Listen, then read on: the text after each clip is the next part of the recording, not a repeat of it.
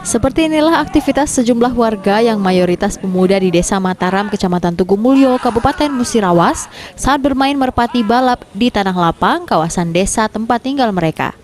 Kegiatan ini dilakukan pecinta burung merpati untuk melatih burung mereka.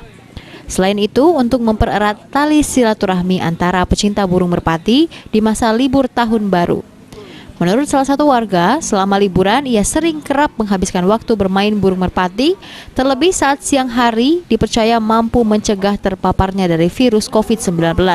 Di tengah pandemi COVID-19, bermain burung merpati juga tetap mengedepankan protokol kesehatan dengan menjaga jarak antar pemain dan menggunakan masker.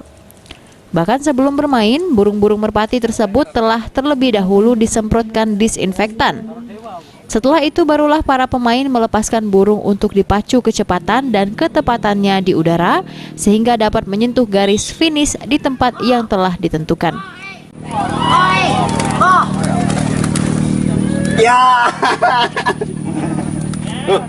Juga selain untuk mencegah kita menjaga kesehatan kita terhadap dampak COVID, kita juga bisa masih bisa bersilaturahmi bersama teman-teman yang sama-sama penghobi merpati khususnya.